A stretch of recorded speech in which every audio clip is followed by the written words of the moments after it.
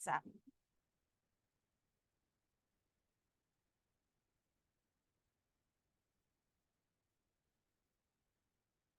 So, sa ating last Bible study, inaral natin doon ang 6 elements that define true repentance. And then, nakita natin ang pagbabaptize na ginawa ni John sa mga tao. Napag-aralan din natin kung gaano kabold si John the Baptist sa pangangaral ng salita ng Diyos. Hindi siya natakot na sabihan or i-rebuke si Herod sa masama nitong ginawa. Dahil inasawa niya ang asawa ng kanyang half-brother na si Philip. Dahil dito, nagtanim ng galit sa kanya si Herod at ang asawa nito na si Herodias. At sa last verse ng inaral natin, sinamarize doon ni Luke ang nangyari sa buhay ni John the Baptist, na ito ay pinabalanggo ni Herodes. At itong ginawa ni Herod na ito kay John ay nadagdag sa mga kasalanan niya.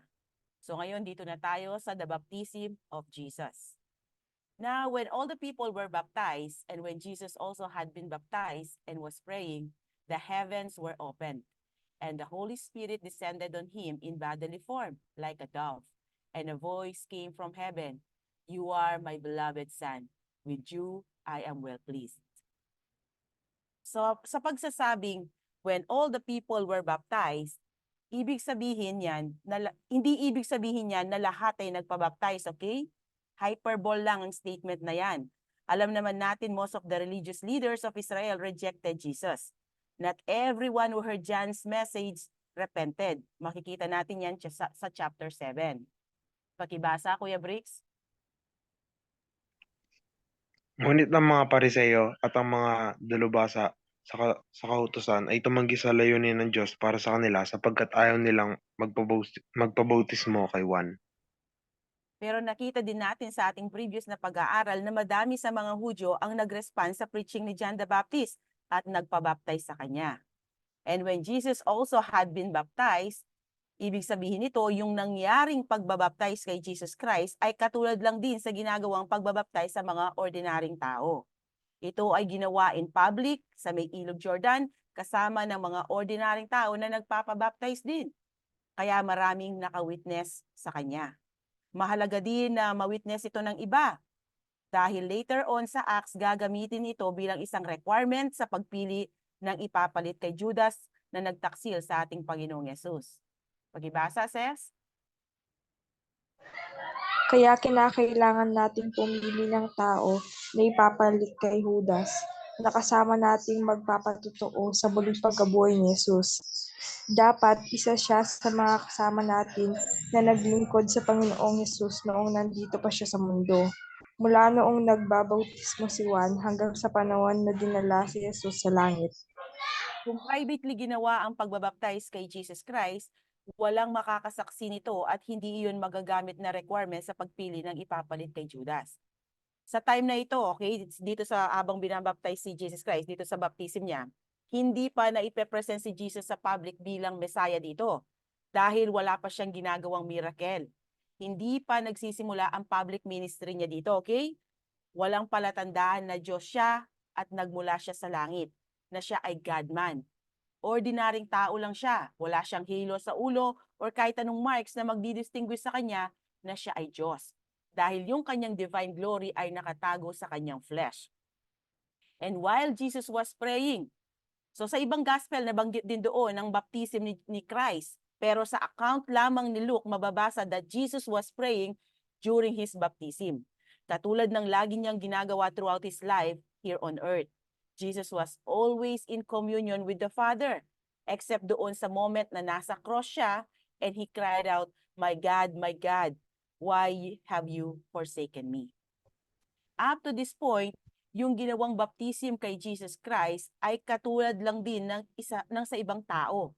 Pero yung sumunod na nangyari kay Jesus ay kakaiba sa lahat. Sa kanya lang nangyari ito. So while Jesus was coming up out of the water, still praying, the heavens were opened. Sa Bible, every time sinasabi na bumukas ang langit, nagpapakita ng vision si God or nagsasalita siya. So pakibasa, Ate Laika. Akong si Isakel ay isa sa mga dinalang bihag sa baybay ng ilog Kibar noong ika-5 araw ng ika-4 na buwan ng ika-30 taon, nabuksan ang langit at isang pangitain mula sa Diyos ang aking nakita. So, marami pang mga pangyayari sa Bible na mababasa na every time may scene na bumukas ang langit, ibig sabihin si God ay may gagawin. At dito may nangyari nga kakaiba noong bumukas ang langit. Sa verse 22 ang sabi, "And the Holy Spirit descended on him in bodily form, like a dove."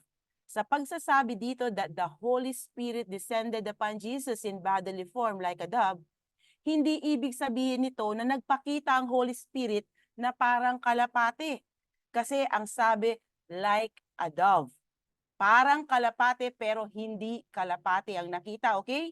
Hindi siya nagpakita na parang bird-like, kundi yung pagbaba ng Holy Spirit kay Jesus Christ ay parang ang movement ng dove na bumababa. So what was visible was not a dove, but rather what was seen is compared to dove. Nakuha nyo? Nakuha nyo? Example, okay? Magbibigay ako ng example. Napakabilis tumakbo ni Kuya Bricks. So sasabihin ko ngayon, si Bricks ay napakabilis tumakbo. He runs like a cheetah. Cheetah ba si Kuya Bricks nung tumatakbo siya? Hindi, di ba? Pero dahil sobrang bilis ng movement niya, na parang sa cheetah, kaya nasabi ko yon. So ganun din noong bumaba ang Holy Spirit na parang dove. Hindi siya mukhang dove, kundi yung movement niya ay katulad ng sa kalapate. Yan. Pakibasa, Gavin. Okay. The manner of the Spirit's descent was like the way a dove floats gracefully through the air. Yan yung sinabi ni Darrell L. Buck. So yung visible manifestation ng Holy Spirit sa buhay ni Jesus Christ ay indikasyon na approve at involve ang Holy Spirit sa ministry ni Jesus Christ. Ngayon, eto ang tanong. Ibig sabihin ba nito, prior to this event, wala ang Holy Spirit kay Jesus Christ? Sinong gustong sumagot? Ang pagpapakita ba ng Holy Spirit at pagdapo niya kay Jesus Christ, nangangahulugan ba na prior sa baptism ni Jesus Christ, wala siyang Holy Spirit? May gusto bang sumagot?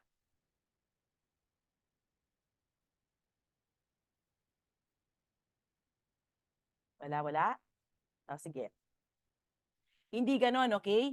May Holy Spirit na si Jesus Christ kahit hindi pa siya nababaptize. Tandaan nyo ito. Our God is a triune God. One in essence, in 3 distinct persons. The members of the Trinity have been eternally in communion with each other, with no breach in their essential unity. Therefore, Jesus and the Holy Spirit have always been in perfect communion even before His baptism. Kaya nga ang sabi sa Romans 8:9, "You however are not in the flesh, but in the Spirit. If indeed the Spirit of God lives in you. If anyone does not have the Spirit of Christ, he does not belong to Him." Nakita niyo ang triune God sa verse na yan? Kung nagdudwell sa iyo ang Holy Spirit, nagdudwell din sa inyo si God the Father and God the Son. Kaya yung pagbaba ng Holy Spirit kay Jesus Christ ay symbolic act lamang ito to indicate publicly that He is empowering Jesus' life and ministry. Alam natin that when Jesus took flesh, He emptied Himself. Ibig sabihin, He chose not to use His divine power in obedience to the Father. He did not use His divine attributes and allowed Himself to submit to the will of the Father and the power of the Holy Spirit. Kaya ang nangyari, the Holy Spirit mediated between our Lord's divine and human nature. Nakita natin yan simula pa lang nang i-conceive ni Mary, si Jesus. Ito ay nangyari through the power of the Holy Spirit. Pakibasa, Ate Hana. The birth of Jesus Christ came about this way. After his his mother Mary had been engaged to Joseph, it was discovered before they came together that she was pregnant from the Holy Spirit. But after he had considered these things, an angel of the Lord appeared to him in a dream, saying, Joseph, son of David, don't be afraid to take Mary as your wife, because what has been conceived in her is from the Holy Spirit. At makikita natin sa iba pang passages that the Holy Spirit was involved in every aspect of Christ's life. Example, after ng baptism, siya ay puspos ng Holy Spirit at ang Holy Spirit ang nagdala sa kanya sa wilderness para sa kanyang test. Pakibasa, Rain. Then Jesus left the Jordan, full of this Holy Spirit, and was led by the Spirit in the wilderness. When Jesus returned to Galilee, in the power of the Spirit, and news about him spread throughout the entire vicinity. Kapag siya ay nagpapagaling, nagpapalayas ng masamang espiritu or gumagawa ng anumang milagro, ginagawa niya ito sa pamamagitan ng Holy Spirit. Mabasa natin yan sa Matthew 12 verse 28. Pakibasa, Ate Chloe. If I drive out demons by the Spirit of God, then the kingdom of God has come upon you. So throughout Christ's entire life, including his sinless obedience, triumph over temptation, preaching, healing, casting out demons, yung kanyang death and resurrection, his deity was mediated to his humanity by the Holy Spirit. Ang Holy Spirit ang nag-e-empower sa human Jesus para makagawa siya ng milagro. Or else Christ would not have done the miraculous deeds he did, or say the divine words he spoke, because he chose to empty himself from his divine attributes na mababasa natin sa Philippians 2 verses 6 to 7. Pakibasa, Kuya Briggs. Kahit taglay niya ang kalikasan ng Diyos, hindi niya ipinagpilitang manatiling kapantay ng Diyos. Sa halip, kusa niyang binitawan ang pagiging kapantay ng Diyos at namuhay na isang alipin. Ipinanganak siya bilang tao at nang siya'y maging tao. Okay, so Jesus voluntarily surrendered not to use his divine power and submitted himself completely to the will of the Father. Although yung kanyang human nature ay sinlessly perfect, nevertheless, wala itong supernatural power. Kaya lahat ng miracles na pinerform ni Christ ay through the power of the Holy Spirit. Kaya nga noong sabihin ng mga religious leaders na ang milagro na ginagawa niya ay sa power ni Satan, ang sabi ni Jesus Christ, binlaspheme nila ang Holy Spirit. Mababasa natin yan sa Matthew 12 verses 22 to 24, yung pag-a-accuse ng mga religious leader kay Jesus Christ. Pakibasa, Ses? Dinala noon kay Jesus ang isang lalaking bulag at pipi na sinasapian ng demonyo. Pinagaling siya ni Jesus, kaya't siya'y nakakita at nakapagsalita. Namangha ang lahat sa sinabi nila.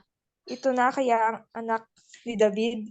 Nang marinig ito ng mga Pariseo, sinabi nila, nakapagpapalayas siya ng mga demonyo sa pamamagitan ng kapangyarihan ni Beelzebul, ang pinuno ng mga demonyo. So ang naging sagot dito ni Jesus sa mga religious leaders ay mababasa sa verses 31 to 32. Pakibasa, Laika. Kaya't sinasabi ko sa inyo, magpapatawad ang anumang kasalanan at paglagpastangan, ngunit hindi pa tatawarin ang paglagpastangan sa Espiritu Santo. Sino mang magsalita laban sa anak ng tao ay patatawarin, ngunit sino mang magsalita laban sa Espiritu Santo ay hindi patatawarin maging sa panahong ito o sa panahong darating. Nakita nyo? Noong sinabi ng mga religious leader na ang miracle na ginawa ni Jesus ay sa power ng hari ng mga demons, which is si Satan, ang sabi ni Jesus, mapapatawad kung siya bilang tao ay nilapastangan nila, pero hindi ang paglapastangan sa Holy Spirit. Dahil noong sabihin nila na nagawa niya ang pagpapagaling sa demon-possessed dahil sa power ni Satan, hindi ang human Jesus ang nilapastangan nila, kundi ang Holy Spirit na nag-empower sa kanya para magawa niya ang milagro na iyon.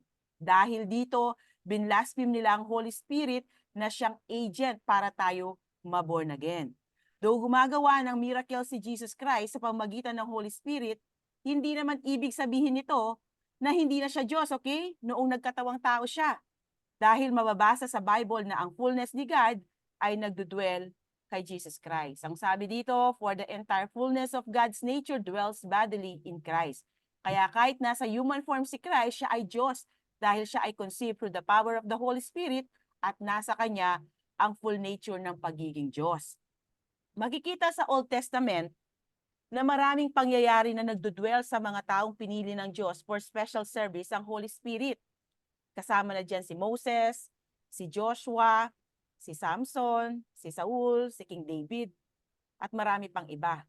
So ang Holy Spirit mula noon sa Old Testament hanggang ngayon ang nag-e-empower sa mga tao para magawa nila ang ipinapagawa ng Diyos sa kanila.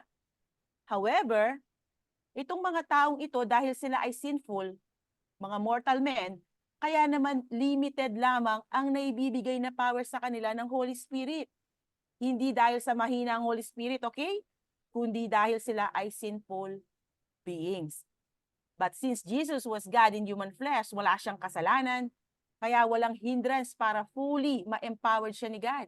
Kaya naman God gave him the Spirit without measure. Yan ang sinasabi sa John 3:34. Pakibasa, Gavin. For he whom God has sent speaks the words of God, for he gives the Spirit without measure. Ibig sabihin ng Spirit without measure ay without limit. His power is without limit. Dahil nagdudwell sa kanya ang power ng God, the Holy Spirit. Walang hindrance ng sin. At ito ang nakapredict sa Old Testament na ibibigay ng Diyos sa Messiah ang kanyang Holy Spirit. Tignan natin sa Isaiah 42:1. Pakibasa, Ate Chloe.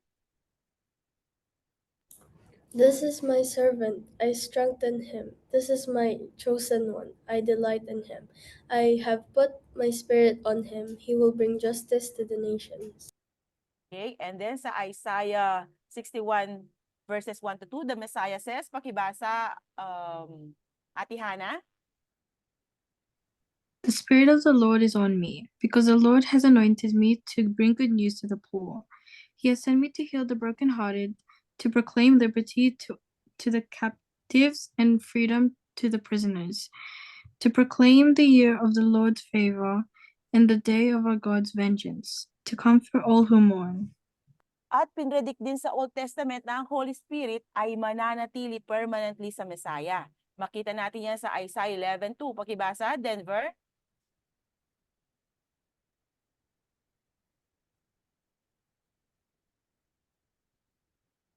Nandiyan ba si Denver? The Spirit of the Lord will rest on him, a spirit of wisdom and understanding, a spirit of crucial and strength, a spirit of knowledge and of the fear of the Lord. So at dito din ang sign na ibinigay ni God, itong ano na to, okay, yung binigay niya sa Old Testament, ito din yung sign na ibinigay ni God kay John the Baptist para malaman niya ang Messiah na ipinadala ng Diyos Ama. Hindi lang basta bumaba ang Holy Spirit, kundi nag-stay ito kay Jesus Christ. Mababasa natin yan sa John 1 verses 30-34. Kuya Ian, makakabasa ka?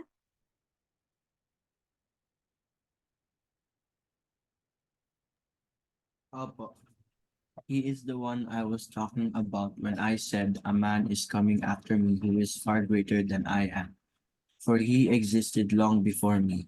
I did not recognize him as the Messiah, but I have been baptizing with water so that he might be revealed to Israel. Then John testified, I saw the Holy Spirit descending like a dove from heaven and resting upon him. I didn't know he was the one, but when God sent me to baptize with water, he told me, the one on whom you see the Spirit descend and rest is the one who will baptize with the Holy Spirit. I saw this happen to Jesus, so I testify that he is the chosen one of God.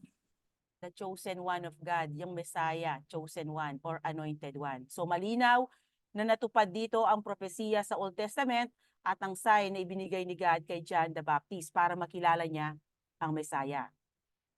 And a voice came from heaven, "You are my beloved Son, with you I am well pleased." The Father's testimony to the Son is the primary point of the passage. The Father's audible voice from heaven expresses approval of His beloved Son, in whom He is continually well pleased. Kung hindi sinless si Jesus Christ, hindi niya makukuha ang approval ni God as He did here, since God's eyes are too pure to approve evil.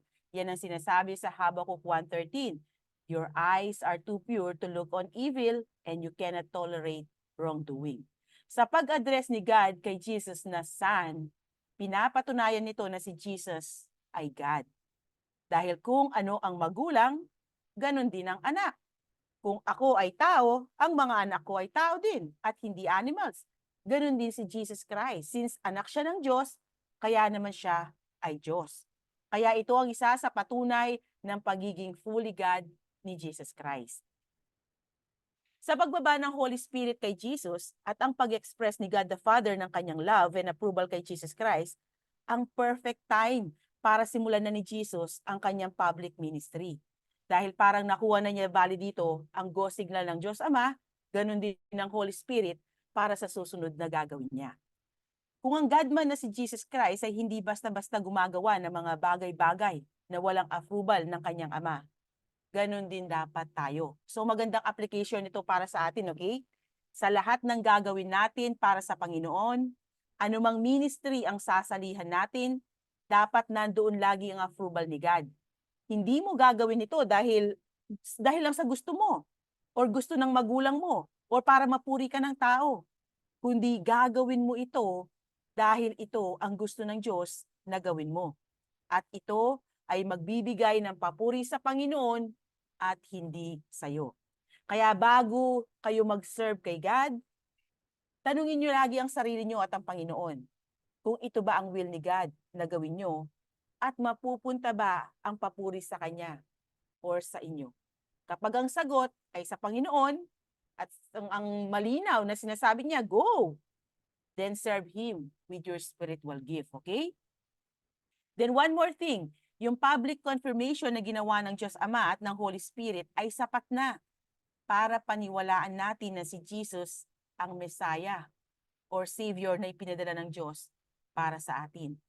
Sadly, hindi ganyan ang nangyari sa karamihang Hudyo.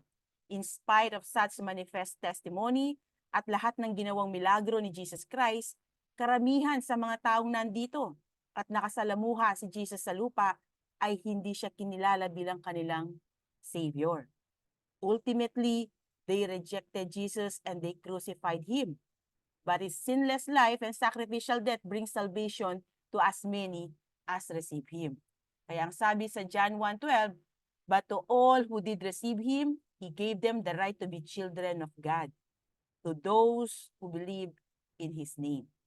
Kung naniwala ka na sapat na ang ginawang pag-sacrifice ni Christ sa cross para mapatawad ang iyong kasalanan, then ikaw ay mapapabilang sa kingdom ni God. Magiging adopted child ka niya at ikaw ay magkakaroon ng eternal life. At iyon ang gospel or good news, okay? Ngayon, medyo mag-focus tayo sa dahilan ng pagpapabaptize ni Christ. Medyo maglalayo tayo ng konti, okay? Ito ang tanong ng mga kumakalaban kay Jesus Christ. Bakit daw nagpabaptize si Jesus, gayong siya pala ay sinless? Alam nyo ba na ginagamit ng mga taong hindi naniniwala na si Jesus Christ ay Diyos? Itong ginawa niyang pagbabaptize kay John the Baptist bilang patunay daw na siya ay makasalanang tulad natin, na tao lang daw siya dahil daw nagpabaptize siya kay John. Kaya ang tanong nila, bakit nagpabaptize si Jesus kung sinless pala siya? Why did Jesus get baptized if He had no sin? Dahil ang baptism na ginagawa ni John the Baptist ay para sa kapatawaran ng kasalanan. Meron gustong sumagot? Bago ko ibigay ang sagot? Meron ba? Walang malakas ang loob. Sige. So, ang sagot ay nasa verse 15 ng Matthew 3. Okay? Ang sabi dito ni Jesus, pakibasa, Gavin. Jesus replied, "Let it be so now. It is proper for us to do this to fulfill all righteousness." Then John consented. So, and for him to fulfill all the righteousness, he must obey all the laws or commands ni God para sa mga tao. So, makinig kayo mabuti. Medyo Theology 101. Akala ng iba kaya tayo naligtas dahil lang sa pagiging Diyos ni Jesus Christ. Totoo yun. Okay? Totoo yun. Pero isang dahilan lang iyon.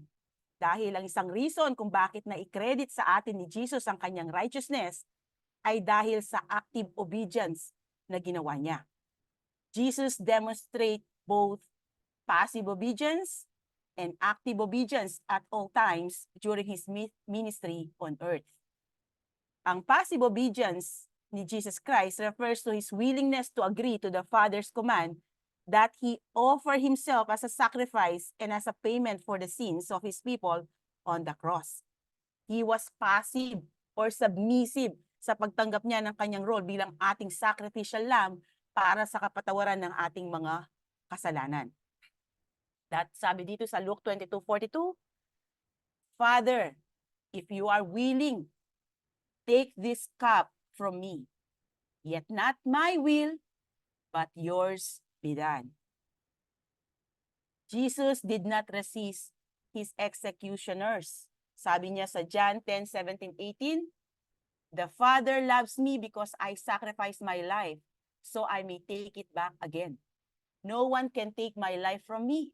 I sacrifice it voluntarily. For I have the authority to lay it down when I want to, and also to take it up again. For this is what my Father has commanded. Ibig sabihin, willingly and voluntarily ginawa niya ito dahil walang makakakuha ng kanyang buhay kung hindi niya ito kusang ibibigay dahil wala siyang kasalanan. Tandaan niyo ito, kids. Ang kasalanan ang dahilan kung bakit namamatay ang tao.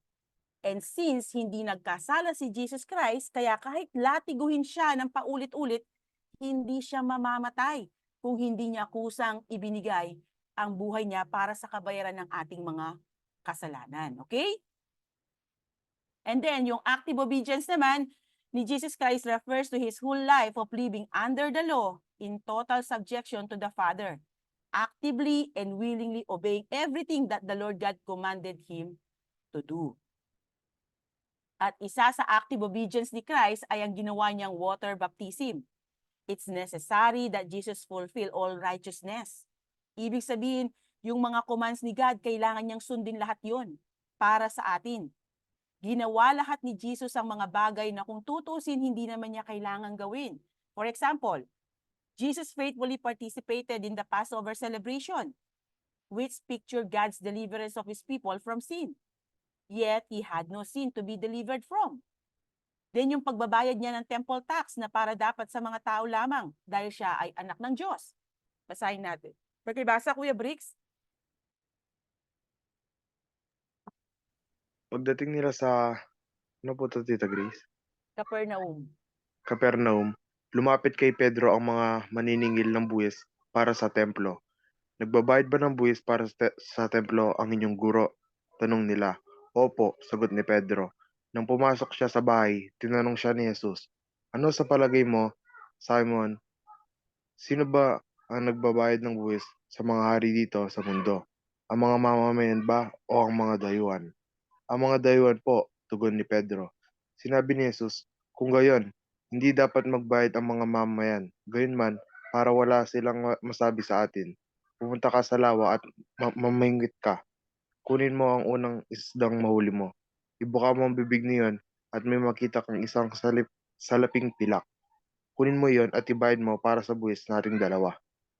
So as the Son of God, exempted dapat si Jesus Christ sa temple tax dahil ang temple ang bahay ng kanyang ama dito sa lupa.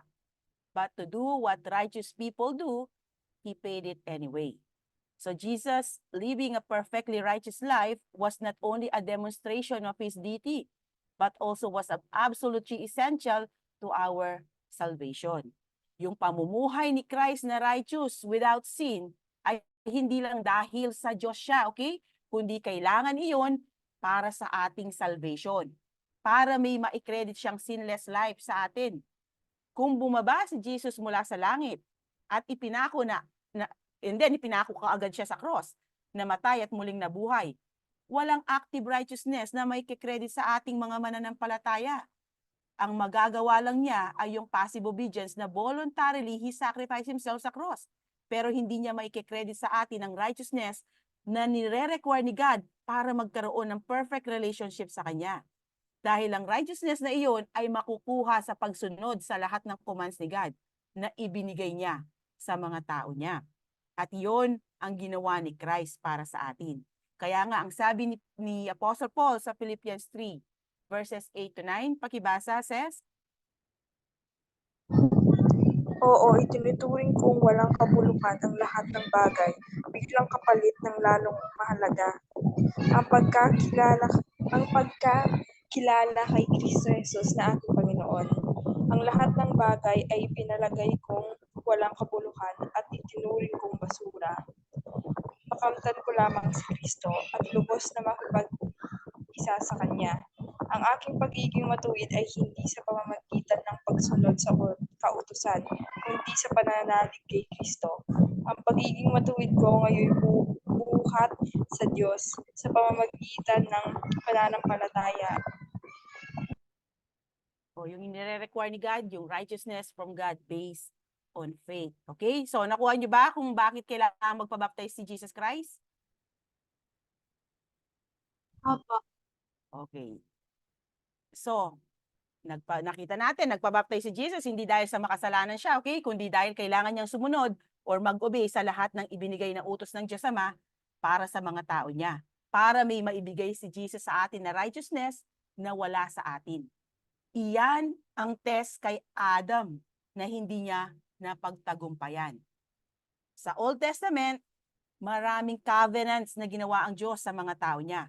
We have the covenant with Noah, the covenant with Abraham, the covenant with Moses, and the New Testament that we have with Jesus. Diba? We have covenants all the way through the scriptures. Pero yung first covenant ay nangyari with Adam and Eve in the Garden of Eden. At tinatawag ito ng mga Bible teachers na covenant of creation. And Adam represented the human race. Dahil ang word na Adam means man. Kaya naman Adam represented the entire human race. Kaya noong nagkaroon ng covenant si God kay Adam, he was entering into a covenant with every human being that would ever live. Para din iyon sa lahat ng tao na mabubuhay dito sa mundo. Hindi lang iyon kay Adan, okay? Kasama tayo doon. In the Garden of Eden, Adam and Eve were on trial. They were on a provision period. If they obey and keep the faith, they get eternal life. If they disobey, they get death.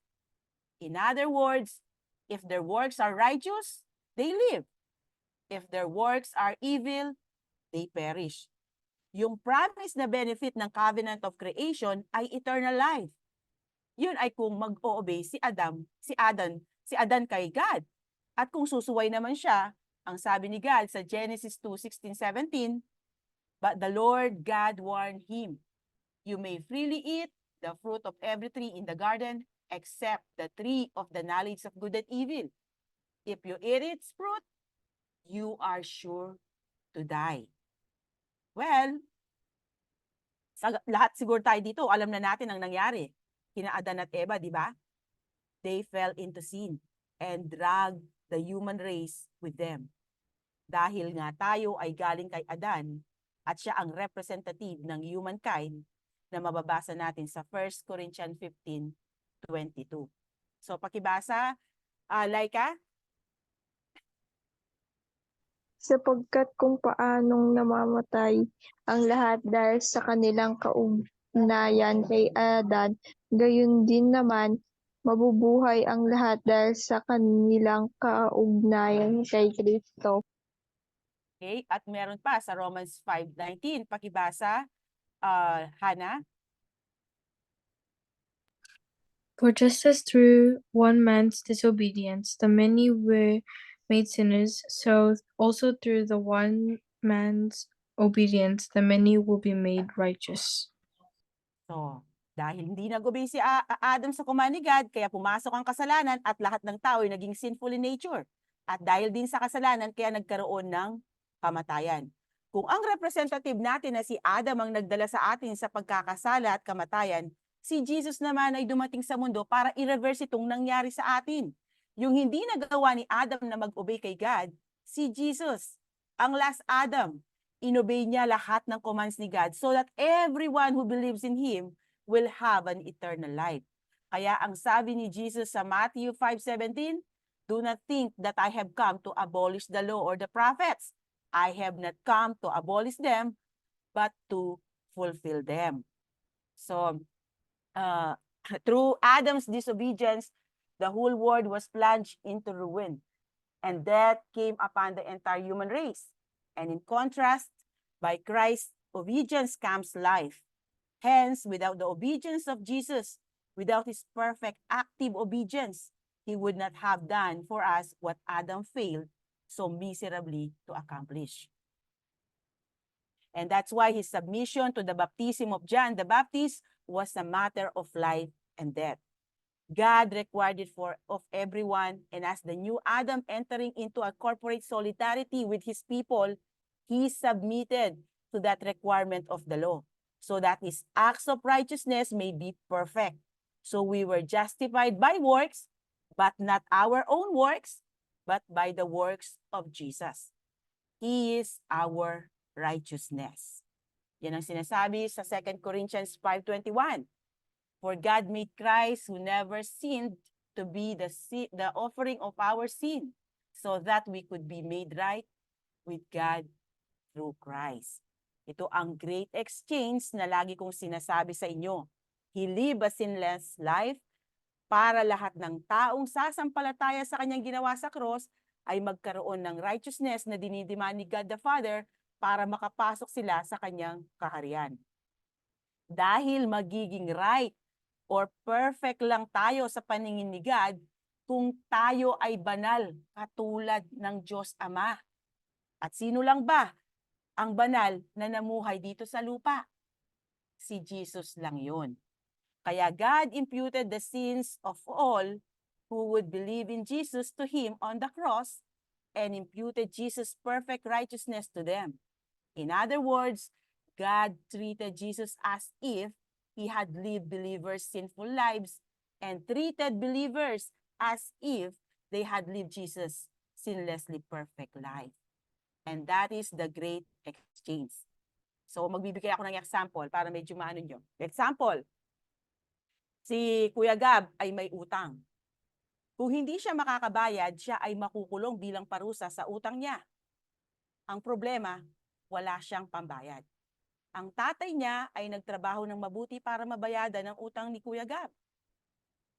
Kung hindi nagtrabaho ang tatay ni Kuya Gab, mababayadan ba niya ang utang ni Kuya Gab?